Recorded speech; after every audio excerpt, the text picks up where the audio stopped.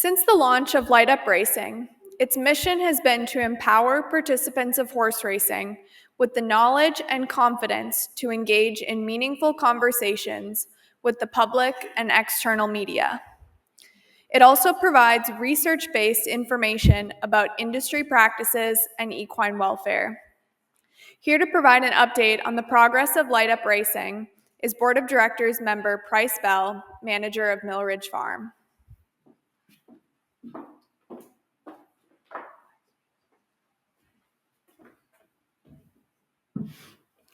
Good afternoon. Thank you, Anise.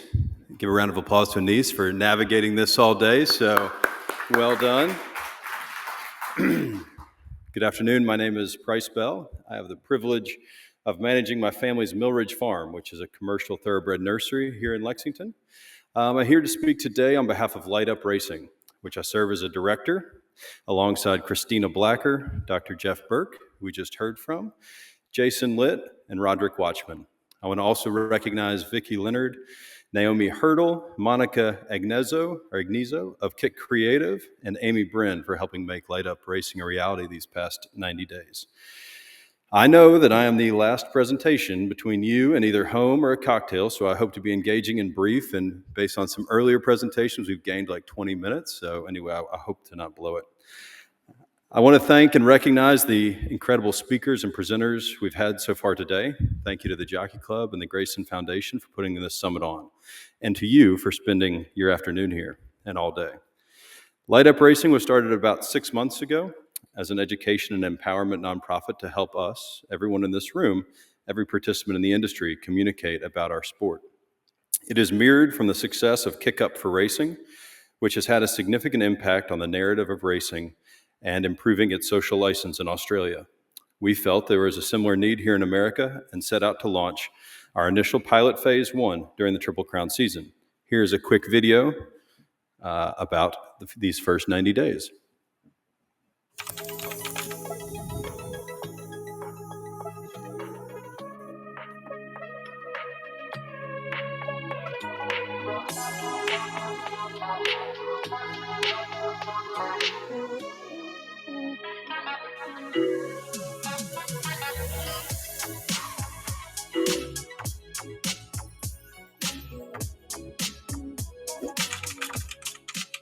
We're here with Jeff Steele this morning. This is the morning after his surgery, and he's doing really well. Condylar fracture is generally treated with surgery. The surgery is fixation with screws. In the simple fractures, it's very straightforward.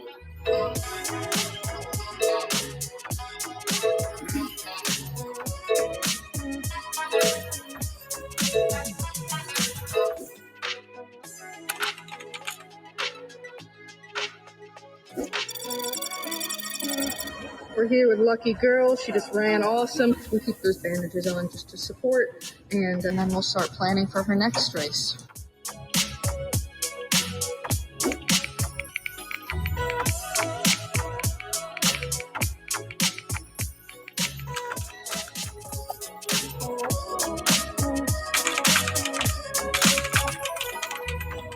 Why we inject joints and if we do it too much. When you do inject a joint, many times it's a corticosteroid, which is a potent anti-inflammatory.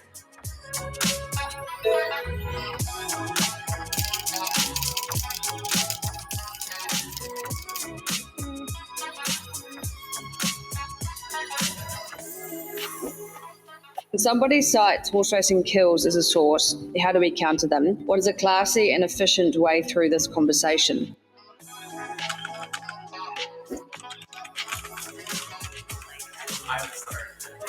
I learned how many bright, concerned young people are involved in our business.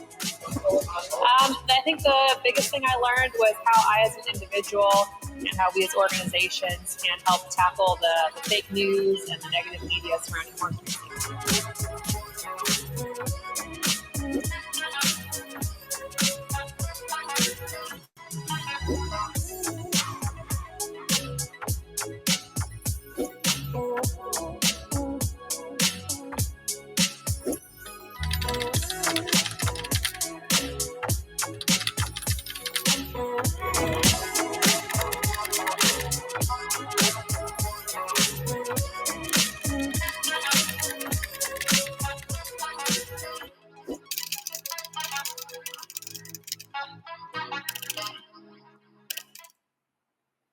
That's great.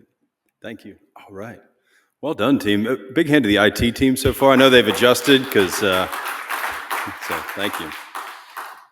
I want to share a quick anecdote that I think about a lot as I think about thoroughbreds in our sport. I hope the story is relevant to you. My grandmother, Alice Chandler, started our farm in 1962. She was born in 1926 and was absolutely in love with horses. Interestingly, she is the fourth child of her parents, or of her father, but the firstborn with the right to vote, to put in perspective about how far we've come in a short time. Stories of my grandmother, of her being found asleep at age 4 with her pony, were just the beginning of her love of horses that inspired generations during her beautiful 95-year life. She had 4 children, my father being the youngest, and he was born in 1954. Dad grew up on the farm, loves horses, and has dedicated his life to them. However, while he can recount pedigrees from the 1970s, he can also tell you with similar precision the type of car each of his friends drove in the 1970s because he, like his peer group, were obsessed with cars. I am the oldest of my 3 siblings and was born in 1982. I too had the privilege of working on the farm at a young age. However, I grew up in town. I too have dedicated my career to horses, but when I was 16, I was consumed with the flip phone and a nascent communication medium called AOL Instant Messenger, for those who may remember, as I was anything else. My first car was a Honda Accord, served the exceptional role of getting me where I needed to go, nothing more and nothing less. Our children, George, born in 2015, and our daughter Caroline, born in 2017, are currently raised in town or in the process of moving to the farm. They love life. They love being outside. They love horses, going to the races. But if you really want to get them talking, ask them about Minecraft, a topic still foreign to me. In fact, if anyone in the room can clarify the exact purpose of the nether, please let me know. Is anyone even familiar with the nether? Any, maybe in the young? No, nobody? Wow, it exists in the world of Minecraft. The reason I start with this story is our everyday surroundings and that of most in this room, completely immersed in the industry, is not the perspective of the public. The horse and humans' reliance and interaction with them is further and further afield. Thankfully, let's see if this works. Oh, all right. Thankfully, the power of the horse, that love that brings us all together today and likely calls us from bed each morning, is very present with all people. This is a photo from Millridge with one of our tour guides, Shay, taking pictures with people who are just meeting horses for the first time on one of our tours. At Millridge, we have the privilege to welcome guests.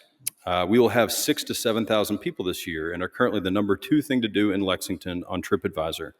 Welcoming people to the farm and sharing our horses with them provides so much joy and inspiration to me that the love of horse and humans is still very much alive.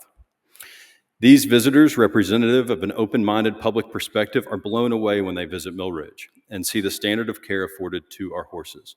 At last check, we have 223 5-star Google reviews, a net promoter score of 92. For those surveyed after they attend a tour. To put in perspective, for those not familiar with Net Promoter Scores, Starbucks carries a 77 and Southwest Airlines a 71. And it's a measure of how people intend to recommend or return to an experience or a brand. The most telling, though, is the heartfelt appreciation they share by being able to visit. Guests are genuinely so appreciative for the opportunity and love learning about the farm and meeting our horses. I have no doubt that they would also be blown away by the level of dedication shown through the resources, investment, and incredible commitment to welfare progress that you have showcased throughout the day-to-day. However, the problem is that they, the public, simply do not know about it, and their connection to the animal is harder and harder with each generation. Perception change, managing the public narrative, is crucial for our industry to survive and thrive. By communicating our progress, your progress, the amazing achievements already made, and the monumental strides that have been outlined today in a way that is trusted by the audience, we can improve the public narrative and change perceptions. We must be loud and proud. I'm here to take you through how Light Up aims to help do that and outline some of our learnings and achievements from Phase 1, our proof of concept period. All right. Silence breeds suspicion. Assume nothing. Communicate transparently. Because the general public is so disconnected from animals, especially horses, they don't understand why they are bred for athletic endeavors. Trying to empathize with this perspective, it reminds me of when COVID-19 arrived in the US in February of 2020. I can remember this distinct fear and concern. Fear of the unknown was compounded by media hysteria, and misinformation was rife. Adding to the stress, those we trust most, doctors, were expected to have answers they didn't yet have. All this meant that speculation was out of control. It's not dissimilar to what happens in racing. We only need to look at social media commentary following Just Steel's condylar fracture in the Preakness. In the absence of trusted source delivering transparent updates, these were some of the comments online. Just Steel broke his leg and will soon be dead. Sounds like Just Steel broke a leg in the Preakness. Sincere hope for his survival. Before he's killed, like so many others, horses with fractures get killed. Devastating for Just Steel. Why didn't they just put him down on the track? However, after the reel, which we showed in the early reel, which is a video on Instagram, which is that fair? Okay, good. In the video, let's see. After that was shared, and then further explanation from Dr. McElraith explaining condylar fractures and how, due to the advancements in veterinary medicine, it's an injury that can be treated and to good prognosis. These were the comments that we found. Good news for Just Steel. Super grateful for the advancements in vet medicine and all the vets who keep our horses healthy. Updates on Just Steel, who just emerged from the successful surgery to his right front fetlock. I applaud this transparency for getting the fans and supporters of the horse to know more details. Thank you. More interviews with vets, please. This is the kind of transparency that is needed in racing. I use these examples to highlight the importance of transparency and the timeliness as a tool to stop damaging and unnecessary speculation. Stages of the communication progress. Never complain, never explain. The maximum historically adopted by the royal family, or if you wish to use a more direct cliche, put our head in the sand and hope it all goes away. Also has historically been the approach adopted by our industry and many others in addressing negative coverage. But let me explain why an absence of communication no longer works. Before the internet, talking to the masses was controlled only by the media, and the media was controlled only by the hierarchy. The hierarchy could dictate the dialogue and control the narrative. Now it's not. And not only has the anti-racing movement been quick to use the internet and social media to their advantage, the modern media, whose revenue is controlled by clicks, utilizes sensationalism to drive traffic. We are in the era that expects information to be at our fingertips, and when it's not, we expect the worst. Because we have been stuck in the never explain mentality, we have historically been ill-prepared to defend ourselves when it is required, so we've stayed quiet. We've hoped negative incidents would slip under the radar, and sometimes they have. However, transparency fosters trust and credibility. In today's environment where information spreads rapidly through social media and chat groups, trying to get incidents under the radar can and will eventually backfire. If the issue is discovered later, it may appear that we were attempting to hide something, which can be damaging our industry and brands within it severely. This doesn't mean we need to shout it out on social media as we would in awareness content, such as preventative educational materials or positive horse updates, but we can make an update available that provides context, explains the actions, and any next steps. This approach allows us to frame the incident in a way that is honest and shows our commitment to both integrity and progress. In Phase 1, Light Up Racing began providing updates on horses when there had been an incident or accident with a public appetite for an update.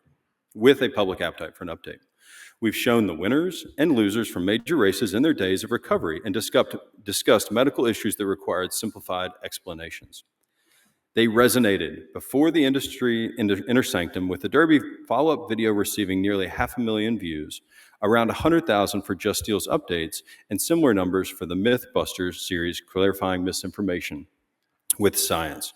We've also created resources on the website and held a webinar in explaining common concerns about the industry, educating industry participants who can then pass that information on with confidence. People trust people like us, subject matter experts. If a silver lining could be found in the early days of the pandemic, it was that I had a very dear friend who got sick in the first wave of COVID. He was in the ICU for 45 days, thankfully just missed being intubated on 2 different occasions. Because of him and knowing the severity of the disease, Especially in the beginning, we took it as a family very seriously and shared with everyone who would listen. We know from research, this is about the Edelman Trust Barometer. We know from research that trust currency has changed enormously in recent decades. People like me, those who with shared values, and scientists are the most trusted communicators, while faith in institutions is at an all-time low, just below politicians. Scientists are enormously trusted. Everyone in this room is the mouthpiece for enormous trust. But their recommendations can sometimes struggle to land because they often communicate with confusing terms and complex jargon, making it hard to get their point across. At times, science may not resonate emotionally with audiences, making it harder to build trust and connection. But this can be improved through better messaging by explaining the research, creating simplified content, and harnessing peer voices as advocates. That's why it's so important that you, in this room, are the ones communicating these messages. You're the stars of our videos because you share the same values as our audience. You have the credibility to present trusted information. And it's Light Up Racing's hope to help empower you, to provide you with the confidence, the skills, and the tools to communicate in an authentic way. In fact, our long-term goal is for you to make our sharing platform redundant, for your voice to connect directly with the public, not using us as a middleman, but as a tool to assist with amplification.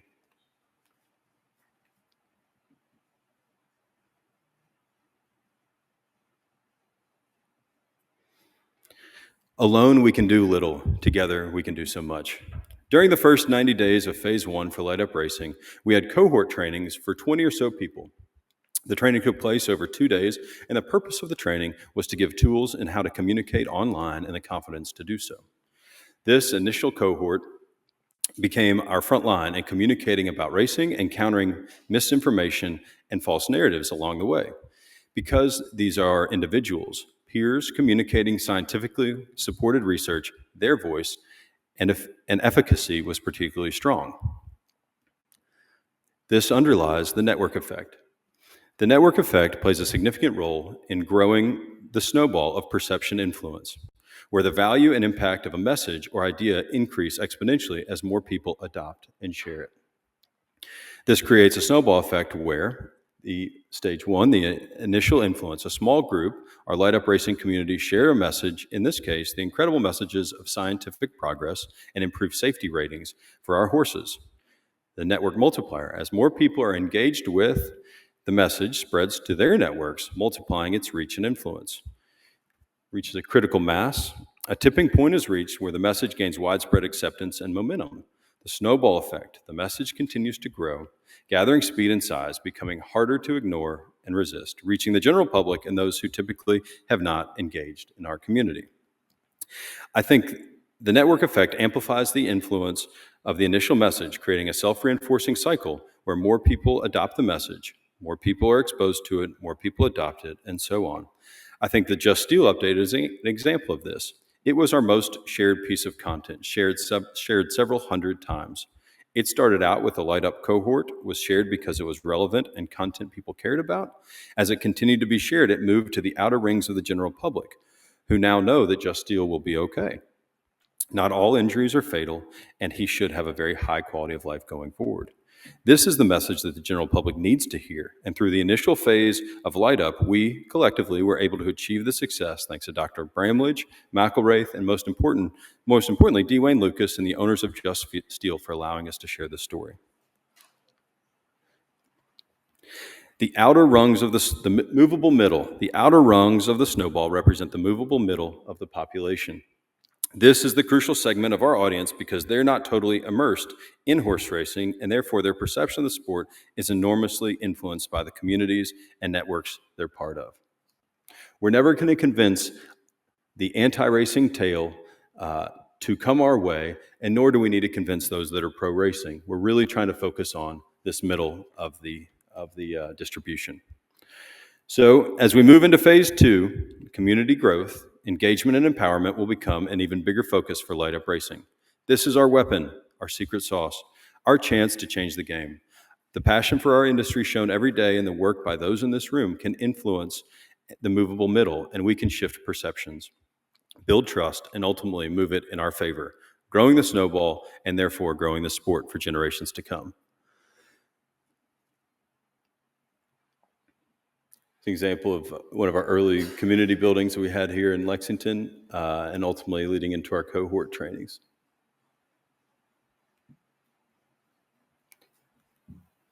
The goal for Light Up Racing is to celebrate the progress that you are achieving, which is the main talking point when this movable middle experiences racing, experiences horses. Because silence breeds suspicion, we must communicate transparently.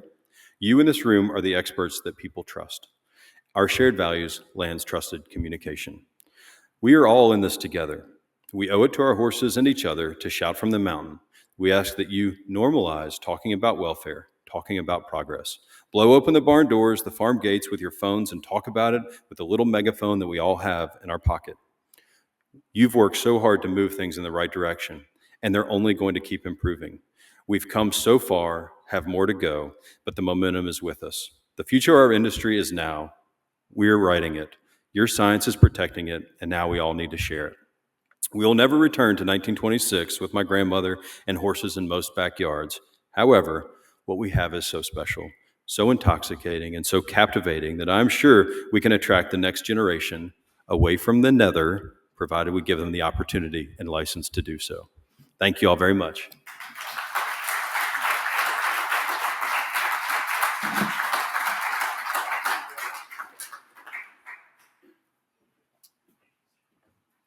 So that concludes all the presentations. Thanks to Price, thanks to Light Up Racing.